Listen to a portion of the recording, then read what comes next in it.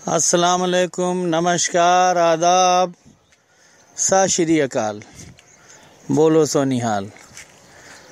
मैं मोहम्मद अरशद ख़ान, राष्ट्रीय महासचिव समाजवादी पार्टी, आज आपसे मुखातिब हूँ।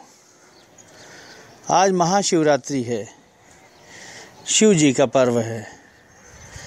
मैं इस महाशिवरात्रि के पावन पर्व पर देश के 121 करोड़ देशवासियों को बधाई देता हूँ, मुबारकबाद देता हूँ और ख़ास तौर से अपने हिंदू भाइयों को आज महाशिवरात्रि पर्व की बधाई देता हूँ, मुबारकबाद देता हूँ। और आज पूरे हिंदुस्तान के 121 करोड़ लोगों को याद दिलाना चाहता हूँ, क्योंकि आज शिव जी के नाम पर, शंकर जी के नाम पर त्यौहार है। शिव जी की जन्मस्थली कैलाश मानसरोवर चीन के कब्ज़े में है। सन 1962 से भारत अपमान में जी रहा है। हमारी 1 लाख वर्ग किलोमीटर ज़मीन और हिंदू भाइयों का सबसे बड़ा तीर्थ स्थल महादेव शंकर जी की जन्मस्थली चीन के कब्ज़े में है,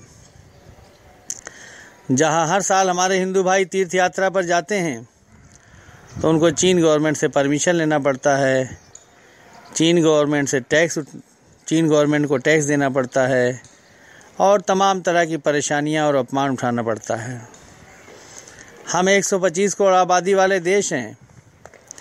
हमारे पास एटॉमिक ताकत है और बहुत बड़ी फ़ौज है।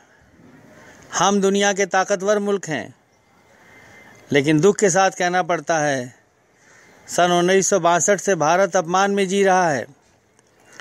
हमारी 1 लाख वर्ग किलोमीटर ज़मीन और महादेव शंकर जी की जन्मस्थली चीन के कब्ज़े में है। उसको मुक्त कराना देश के स्वाभिमान के लिए, सम्मान के लिए ज़रूरी है। नरेंद्र मोदी जी ने चुनाव में वादा किया था, ऐलान किया था कि हम चाइना से आंख मिलाकर बात करेंगे। उस वक्त हमें खुशी हुई थी, लेकिन सत्ता में आने के बाद लगता है वादा भूल गए। चाइना के राष्ट्रपति हिंदुस्तान आए थे तो अहमदाबाद में चाइना के राष्ट्रपति के साथ नरेंद्र मोदी जी झूला झूल रहे थे और उधर चाइना की फ़ौज भारत की ज़मीन पर अपने तंबू गाड़ रही थी, कब्ज़ा कर रही थी। लेकिन हमने एक भी अखबार में नहीं सुना, नहीं पढ़ा कि नरेंद्र मोदी जी ने शंकर जी की जन्मस्थली और अपनी भारत की 1 लाख वर्ग किलोमीटर ज़मीन को आज़ाद कराने की बात भी किया हो। हम देश के नौजवानों का आह्वान करते हैं, उठो क्रांति के लिए, परंपराएं बदल दो। 1000 साल की हमने हिस्ट्री पढ़ी, हमने देखा कि हमारे देश के नेता आपस में लड़ते रहे हैं और आपस की लड़ाई में दूसरे देश के राजाओं को, फ़ौजों को भारत के राजाओं पर और भारत में हमले के लिए बुलाते रहे हैं। और हमारे देश की अंदरूनी लड़ाई नहीं, हमारे देश की नेताओं की अंग्रेज़ों को ला के यहाँ मुसल्लत किया और भारत 200 साल तक गुलाम रहा, लूटा गया। 1000 साल हमने देखा कि भारत हमले झेलता रहा है।